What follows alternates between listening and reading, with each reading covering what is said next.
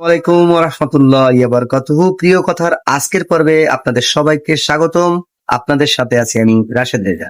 প্রিয় কথা আপনার কথা, আপনারই বিভিন্ন কথা বিচার বিশ্লেষণ করে আপনাদের কথা তুলে ধরবার চেষ্টা করি আমার নিজস্ব ইউটিউব চ্যানেল তোমার বন্ধু রাশেদে। তো আপনার বন্ধু রাশেদ আজকে আলোচনা করবে বর্তমান কিছু সমসাময়িক আলোচনা নিয়ে।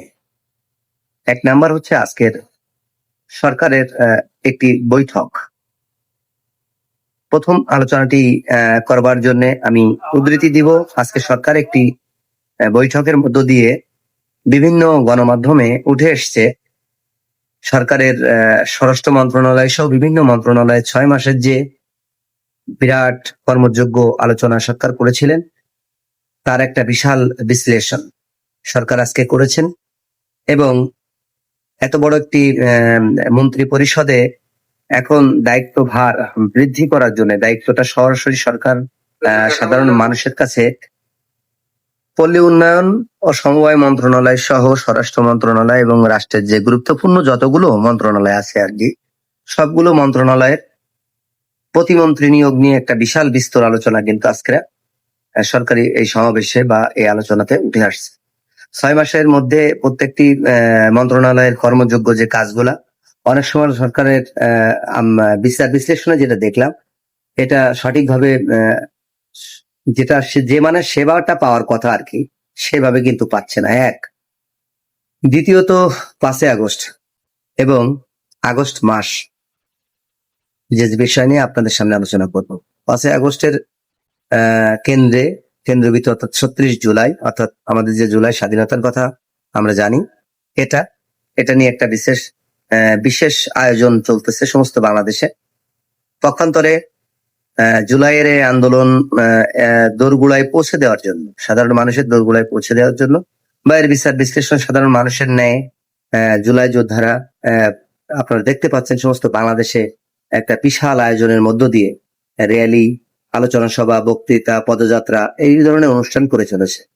তার কিছু সমস্যা অলরেডি সম্মুখীন হয়েছে এই দলের অর্থাৎ এনসিপি তথা এই জোটের যে লোকজনগুলা যারা এই আলোচনা আয়োজনটা করতেছে তারা। পক্ষান্তরে আগস্ট মাস আসলেই এদেশে বিভিন্ন সময় সেই সৃষ্টির থেকে আজকে পর্যন্ত বিভিন্ন সমস্যার সম্মুখীন হয় দেশ। জানি না এবছরের আগস্টটা কেমন যাবে। এই আগস্টের আজকের যেদিন আমি এই ভিডিওটি ধারণ করছি আজকে আগস্টের 3 তারিখ। তো আজকের বিচার বিশ্লেষণ যতটুকু বুঝলাম তাতে করে মনে হচ্ছে যে দেশের এই অবস্থানের উপর ডিপেন্ড করে জুলাই যোদ্ধাদের একটা বিশেষ চাওয়া এই জুলাইয়ের আন্দোলন যারা করেছিলেন বা দেশ গঠনে তাদের ভূমিকা বা অবস্থানের উপর ডিপেন্ড করে তাদের অবস্থান কতদূর কি পর্যায়ে গেছে এই ব্যাপারে তারা যে বিচার বিশ্লেষণ চাচ্ছে তাদের জুলাইয়ের একটা অডিটোরিয়াম করা বা এখানে সংরক্ষিত জায়গা তৈরি করা নিয়ে বেশ কিছু আলোচনা আসছে। তারপরে সরকারের সাথে বর্তমান এনসিপির যে টানাপোড়েন এটা আমাদের কাছে এখন দৃশ্যমান। বিরোধী দল এবং সরকারি দলের ভিতরে মতের পার্থক্য বা অবস্থানের পার্থক্য কিছুটা বিশ্লেষণ ধর্মী হইলেও এটা এখন স্পষ্ট। সর্বশেষ আলোচনা আগামী 5 তারিখে পতিত সরকারের যে প্রধান যিনি দায়িত্বে ছিলেন তিনি জাতির উদ্দেশ্যে বা সেখান থেকে একটি স্ট্রিম মিডিয়ায় বক্তব্য রাখবেন বলে ঘোষণা আসছে, যেটা বাংলাদেশের তথা বাংলাদেশের মানুষ তথা আপনার কথা বা আমাদের কথা, আমাদের মুখের যে ভাষা তাতে বোঝা যাচ্ছে যে এই বিষয়টি নিয়েই বেশ নড়ে চড়ে বসেছে বাংলার জনগণ। আর একটি বিষয় হচ্ছে খুবই উল্লেখযোগ্য, মানে অতীতের সকল রেকর্ড ভেঙে জ্বালানি এবং বিদ্যুৎ সংকট একেবারে চরমে, প্রচন্ড ভোগান্তিতে বাংলাদেশের মানুষ। পাশাপাশি যারা নিয়মিত আমরা যারা বাজার সদাই করি আর কি, বিশেষ করে আমরা যারা সাধারণ মানুষ নিত্য প্রয়োজনীয় যে খাদ্য তালিকায় যে কেনাকাটি থাকে সেগুলো করতে যে হিমশিম খাচ্ছি। দ্রব্যমূল্যের এত পরিমাণে ঊর্ধ্বগতি, 1 কেজি কাঁচা ঝালের দাম এখন 200 টাকা প্লাস। অনেক গত হাটে আমি 280 টাকা কিনেছিলাম, এই হাটে আমি 200 টাকা কিনেছি। অনেক তরকারির দাম যেটা লাগাম ছাড়া দাম। হ্যাঁ, অবশ্য পেঁয়াজ এবং আলুর দামটা অনেকটা সহনশীল আছে। আলু এখন 25 টাকা করে রাখা হয়েছে এবং পেঁয়াজের দাম 50 টাকা করা হয়েছে, দেশি পেঁয়াজ। তো এগুলো থেকেও সরকার বাহাদুর তথা মানুষের এই ভোগান্তিটা যাতে লাঘব হয়, এই বিষয়ক সংশ্লিষ্ট যারা থাকবেন তাদের অবশ্যই কর্মদক্ষ কর্মপরিচালনাটি বৃদ্ধি করতে হবে।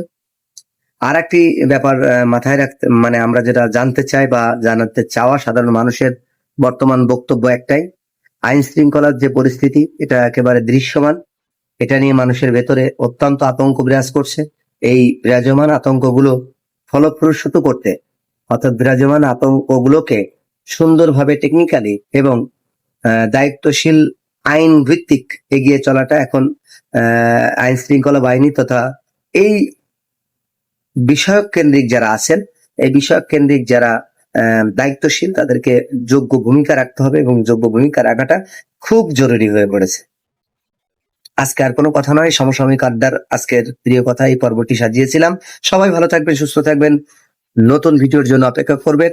আর ভিডিওটি ভালো লাগলে সাবস্ক্রিপশন করবেন। আমার একজন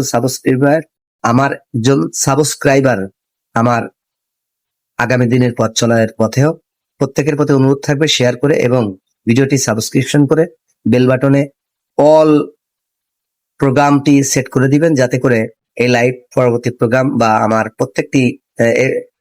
প্রত্যেকটি চাওয়া পাওয়া আপনাদের সামনে যাতে সরাসরি যেতে পারে সেই ব্যবস্থা করে দেবে। সবাইকে আন্তরিক শুভেচ্ছা অভিনন্দন।